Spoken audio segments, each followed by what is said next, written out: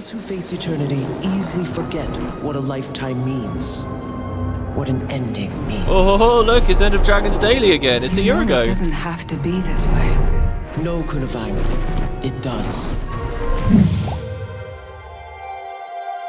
Welcome guys to another video. I hope we're all doing well. I'm sitting here on New Year's Day. Happy New Year's to everybody. And I thought I'd announce a little something that I want to do here early in January. As you can see from the title, it's End of Dragons related. And in fact, there was a little bit of news early in December as well that I never made a video about or did any kind of discussion on. I really do mean it's a tiny bit of news, but it's kind of about the future of the game, I guess. So I figure, hey, we can talk about that here as well. So maybe you missed it, but it was this blog post of ArenaNet saying, hey, Happy New Year, we're off for the holidays. Let's recap a little bit on what we've done. I'm not going to read the whole blog post here. It's basically them just saying what we already know.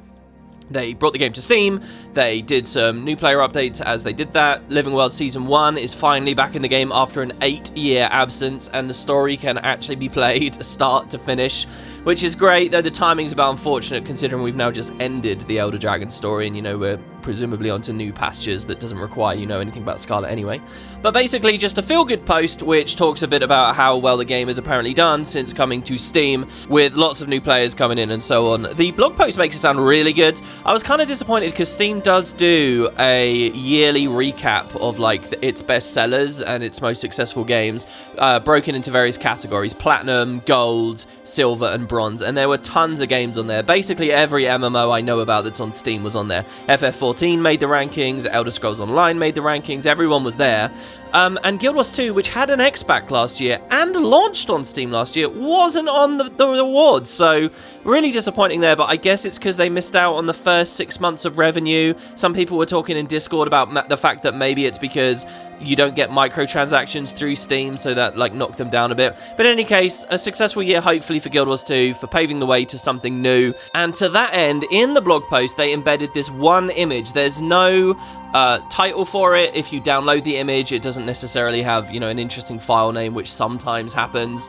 It is just the image naked at the bottom of the post as a bit of a tease. Now, to be clear, they do say in the very last paragraph that next year they will be working on DirectX 11 more, World vs. World work more, upgrading their in-game browser technology from Coherent to Chromium, which hopefully, will that affect the TP and maybe some parts of how the wiki works for the game? I'm not too sure, but if that improves the TP, that's going to be really nice. And the gem store, obviously. And then they finally say, and of course, new Guild Wars 2 End of Dragons content. So that's not just confirming there's updates coming, but specifically these updates will be relating to the expansion that came out last year and didn't really get too much. It had the Strike CMs getting released, but then we quickly went off to Living World Season 1, and I think a lot of us have been left wondering, well, what the hell's going on next? So you get this image. There's nothing really to get out of it except what we can see. And I think it's really kind of cunning here because if you actually follow the storylines and what might be coming up with the game, I think there's a lot of reason to believe that there's going to be Kaineng Center and Kaineng City type content. And you can look at this image and actually think, well, maybe that is Kaineng. Maybe that's if you look at these, the actual structure of the terrain beneath them, you might say, well, that's clearly the city. The color is obviously very washed out and blue and green hewn. But then when you actually go to the areas of the city, the tiny area that you can get currently in the expansion that was devastated by the tidal wave, it kind of has a bit of that feel, a bit of that vibe. If you think about the jumping puzzle on the top of the map, it kind of feels a bit like this. So you might say it's Kaineng, but it's very clever, isn't it? Because on the other side of it, what did I just say? The two colors. Well, this could be the Jade Sea as well, and especially if I look, I mean, I don't know what you guys see as you interpret this, but if I look, say, behind the logo there, at the distance structures, that to me feels like a jade quarry type area there where they've been mining down. Don't forget, the story right now is that a lot of it is melting. There's that amazing underwater layer for the final map in the Jade Sea Dragon's End where there's all the liquid everywhere. So maybe it's the Jade Sea too, and I think they've deliberately released this to be ambiguous in that way. I think when this came out, I saw a little bit of discussion in Discord that people were taking one camp or the other. I think they might be suggesting actually it's both, really. Maybe the foreground stuff is meant to be evocative of the city and the background is meant to be at the Jade Sea, because those are going to be the two priority locations the next season deals with. Maybe not the entire season, but at least the first episode or two. That could be the idea. Of course, the real thing to speculate about here, though, and the thing that I get more excited about than anything else than just the environment, I mean, there's not much to go on, is there? are the characters. We have 3 characters standing there. They look pale-skinned, they look necromancer-y. This was enough to really excite me, because this to me looks very much like they are teasing at one of the more hidden stories that was kind of buried underneath End of Dragons. If you guys remember when I did my playthrough, there are a lot of weird, creepy suggestions that there are some nasty guys around. I'll get back to that topic in a second. So I think that it's the characters, these vampiric necro-looking guys, that are the bigger deal than anything else, and really that was very, very tantalizing to me. So yeah, that's really it as far as the news is concerned. It is a weird one for me, because as someone who... I mean, this is the most out of touch and disconnected I've ever been with Guild Wars 2. I played End of Dragons really, really, closely, like super nerdly. I got as much of it as I possibly could, but then I kind of put the game down, and it's kind of crazy to realize how much time's passed. Like, it's basically, in a couple of months, when we're talking about this Living World episode coming out, End of Dragons itself is a year old. Isn't that mind-blowing? I mean, Jesus, so much time has passed, and I had a weird moment when I saw this blog post where, yeah, I'm excited about the vampiric guys, but I was so out of touch with the game, I'd kind of even started to forget, like, what some of the big story beats were that potentially the season could be about, and I wasn't as excited as maybe I could have been. So, totally coincidentally, right over this Christmas period, I just did a casual playthrough of End of Dragons. I didn't make videos about it or talk about it or anything. I just kind of went through and played. I finally beat the game on my Catalyst. That's my Ellie. That was my main for many, many years. And a year after End of Dragons came out, I still hadn't actually even cleared the expansion, because I did it on my new Necromancer before, my Harbinger, which I had a lot of fun with. So yeah, I cleared it, and it was kind of amazing to go back through. It was really great as a refresher. It was quite a fast, like, casual run. I think we did the whole thing in like 3 days or something to get to the final meta. I'm actually technically right at the final meta right now. And usually I'm quite sad at the shorter length of the campaigns. I felt like Heart of Thorns was too short. I felt like Path of Fire was getting better, but ultimately too short. And I feel like End of Dragons was as well. But on this occasion, going back to the game, doing something casual, it was actually quite nice. It was a bit of a benefit. I mean, on the other hand, if you are going too quick, I think the End of Dragons just feels like you're going from big cutscene to big cutscene with loads and loads of drama. And that comes across a little bit poorly. But what a great refresher. So as far as I'm concerned right now, the 3 big stories Living World could go into here is, one, that there's this mystery of Raisu Palace. There's something creepy in there, something spawning a ton of risen undead, some kind of a nest, might be related to the Zaitan scale artifact and Janin who died and what the Ministry of Purity's been doing. The other story is the idea of the real deep sea dragon. You guys might have missed this. I think I did a video on this earlier last year, shortly after End of Dragons came out. I think this was the one I did, where basically, we find out in End of Dragons that Su-1 is the 6th Elder Dragon, and that actually all the tentacles and horrid things that have been coming out of the water wasn't Su-1. There's something else. In fact, it was when Su-1 woke up and left the waters to come to Cantha, that's when something moved into her old place, and so there's some genuine mystery monster out there. I'm sure that Living World will deal with that.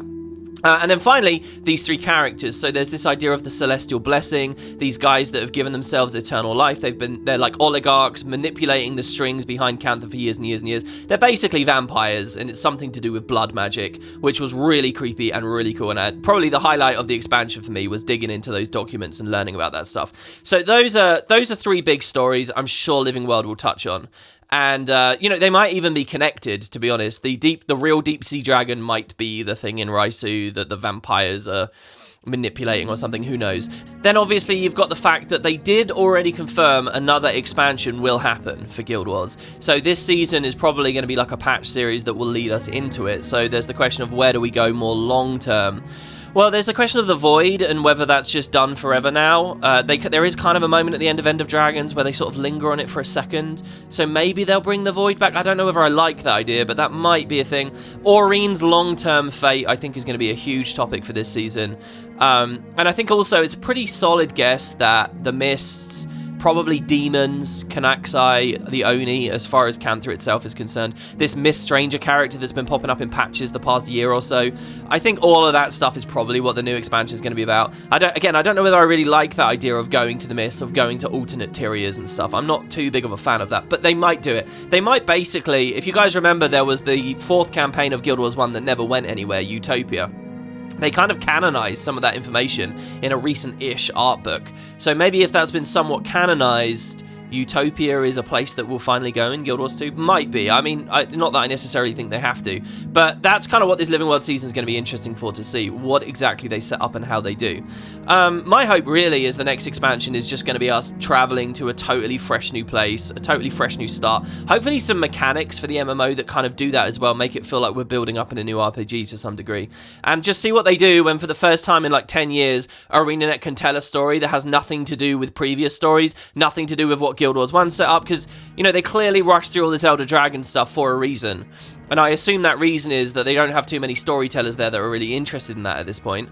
They probably have their own ideas and things they want to do. Well, they have the liberty to do that now. So this season will give us our first taste of where they want to go. And that's quite cool. So anyway, as you can see, I'm really invigorated by this stuff. As I was listing all of that stuff out there, you were just scratching your head thinking, I don't remember this. I don't know about this. Well, I thought since my casual run through was so fun, I want to do one here on the channel now in early January. So all of this is to say, yeah, I'm going to do another Guild Wars series. I'm going to do End of Dragons 1 year later, where we can sort of take in the story again and remind ourselves of what's going on. It's perfectly timed for the new stuff that they'll probably be announcing as the year goes along.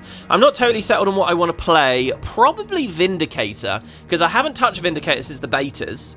And you obviously get extra dialogue from Shiro, you get extra dialogue from St. Victor and Archimedes. The issue is I'm not really sure what kind of build I want to play. So I might do something else. There are a bunch of achievements as well, I've just realised over Christmas, this Christmas playthrough, that I still don't have. So there's lots of, like, extra lore and things I didn't even get the first time through. Another really exciting thing that I like the idea of is one thing that got added, new content I've never played, is the CMs. I didn't do the CMs for the strikes. I was already sort of uninterested in Guild Wars by the time those were coming out. So, last time, if you remember, in my previous playthrough, we unlocked a strike and we did the strike. Now, maybe, if there are enough people watching as we go along, we could do the CM as each comes along as well, and hopefully that'll be quite fun. I don't know how hard they are. I think the Harvest Temple is brutally difficult, isn't it? But that might be a really fun thing to see, and I'd like to try out. You know, I've done all the raids and stuff, and it feels weird that I haven't done the CMs, which is kind of the new edition of that stuff. So yeah, but then if I'm going to be doing the CMs, this is where Vindicator becomes a bit iffy. I don't really know what... First of all, I haven't finished my legendary heavy armor, so build swapping is going to be a bit annoying. And I don't know what might be really useful or fun or safe on a Vindicator for that kind of content, so we'll see. Talking about builds, there's other stuff I'm interested in. All the balance patches, which I've really been out of touch with. The fact that Tempest, for example, can give alacrity was somewhat new to me over this Christmas, and I know there's probably an ancient update at this point. The stuff they did for the new players, the world boss updates I still haven't seen. There's like lots going on, really, to take a break for a year and come back. I'm also really curious what the replays are like in terms of how many story details I'll get again, since a lot of the stuff is based on account-bound achievements. Like, I'll already have Arborstone maxed out, so is that going to feel weird? You know, I'll have, like, both salt sprays there. Is that going to feel weird? What about all those conversations after the meta for Suwon? I don't know, that might be interesting to see. And at the end, you know, I don't think it'll be too long of a series, because, again, it only took me 3 days to do it before, but we should be in the mood for the next update. So there you go, that's it really. Logistically, just so that you guys know, I'm obviously, I mean, maybe you missed this, I'm doing 2 Let's Plays at the moment. I'm finally getting back to some old series, which I've been wanting to do for years. So I'm about to finish, really. I'm quite close. Shadow of the Tomb Raider. I still have plans for that. So the Let's Plays aren't going to go anywhere. It's just that, you know, they'll be going up daily as they currently are. But it's just every now and then I'm going to try and dot in one of these early Guild Wars 2 streams throughout early January. The one thing that might be a bit of a downer for you guys is it is going to be here on YouTube, not Twitch. I don't know. I prefer doing it on YouTube, guys. The organization here is much better. Once I do it, it's up forever. The quality's much, much better. It does seem hard for people to see, though, so I'm still sort of assessing it. You know, I made like 30 videos in December, and I keep getting comments from people that are like, oh, I didn't realize this was happening. Oh, you know, I wouldn't be surprised if this video here is the first notification a bunch of people see since what? I did that video with Boots earlier in December. So I don't really know what to say there. What I can tell you guys is to find all the content, there's another tab on YouTube now. You know, there's videos and then there's the live tab, so a lot of the stuff might be buried there. I put it all in playlists though, so you should there should be a link in the description to playlist. You should be able to see it on the front page. I don't know, maybe it's a thing with a YouTube bell, or To be honest, I don't make things easy on myself because I suck at like posting my own stuff. You know, I haven't really been using Twitter recently. People are very good in Discord, but not everyone's obviously in there. So whatever. Anyway, they'll just be normal streams. You know, lots of viewer interaction. It's not going to be like the Let's Plays where I'm really focusing just on the game and trying to make it last forever or whatever. You know, these will be just classic streams where we chat, we play together, hopefully get some of the CMs in there and stuff like that. So that's it really, guys. Thanks very much for watching. I do have other stuff and another cool Guild Wars thing, but it's not to talk to you guys about, but it's not quite ready just yet, so we'll see where we are in that in a couple of weeks in the middle of January. Take care. I hope you guys had a lovely Christmas and New Year's, and I'll see you shortly. Possibility. Look around us. Your children would be trapped in the past if not for me. Their worlds are carved from the jade that I gave purpose. I promised them a future. A century of progress cannot end this way. I'm not Kantha's, not just a spoke in some grand cosmic wheel. Would a great innovator give up so easily on that promised future? I won't. I'll find a way to save us all.